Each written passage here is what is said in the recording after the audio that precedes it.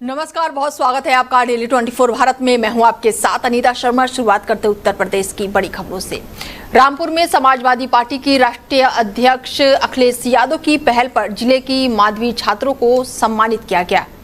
सपा नेता यदुवंशी के माध्यम से जिले के टॉपर 7 छात्रों को लैपटॉप भेंट करके उन्हें सम्मानित किया गया और इस अवसर पर आयोजित कार्यक्रम में छात्रों को शिक्षा और साथ ही तकनीक से जोड़ने की बात कही गई।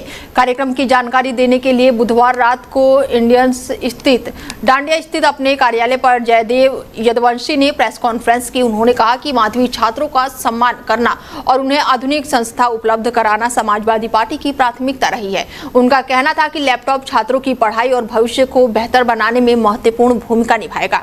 प्रेस कॉन्फ्रेंस के दौरान जयदेव यादववंशी ने यूपी की योगी सरकार पर भी निशाना साधा। उन्होंने आरोप लगाया कि प्रदेश सरकार शिक्षा व्यवस्था को मजबूत करने के बजाय पेपर लीक जैसी घटनाओं को रोकने में विफल रही है। उन्होंने कहा कि समाजवादी पार्टी छात्रों को आगे बढ़ाने के लिए शिक्षा और तकनीक से जुड़ी सुविधाएं उपलब्ध कराने का काम कर रही है और इस दौरान उन्होंने वरिष्ठ सपा नेता आजम खान की रिहाई की भी मांग उठाई।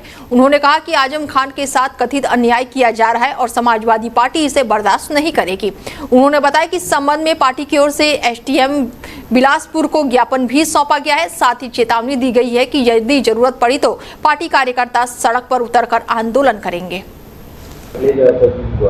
मैं सबसे पहले तो राष्ट्रीय अध्यक्ष जी को धन्यवाद देना चाहूँगा इस आयोजन के लिए। उन्होंने अनुमति दी, क्योंकि ये अनुमति जब ये रिजल्ट आया था हाई स्कूल और इंटर का, तभी हमने आवेदन किया था कि हमारे रामपुर जिले के जो टॉपर बच्चे हैं उनको क्या नाम सम्मान देके आप उनको बधाई दें।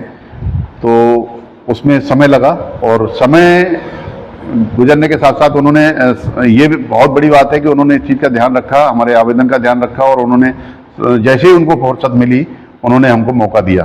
परसों उनके कार्यालय से मेरे पास कॉल आया कि कल आपको बच्चों को लेके, जो बच्चे टॉपर आपने आवेदन किया है उनको लेके आपको राष्ट्रीय कार्यालय लखनऊ पहुंचना है। तो कल हम गए सारे बच्चों को लेके और जब वहाँ पहुँचे तो वहाँ इंतजार हो रहा था क्योंकि हम लेट हो गए थे।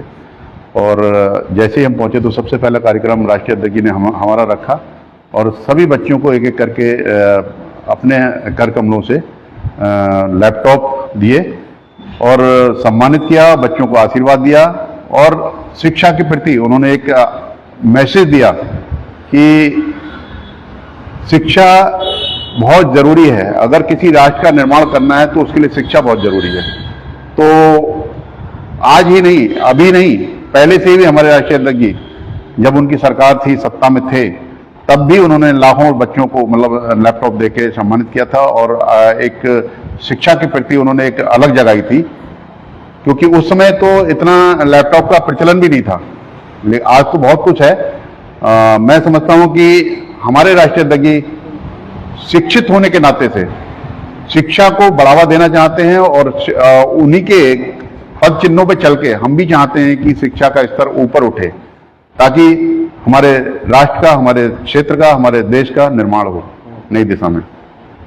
तो जिस सिलसिले में आपको बुलाया गया, क्या लगता है आपको कि एक तरफ योगी सरकार जो है पेपर लीक करा रही है और एक तरफ अखिलेश यादव जो है लैपटॉप आता है?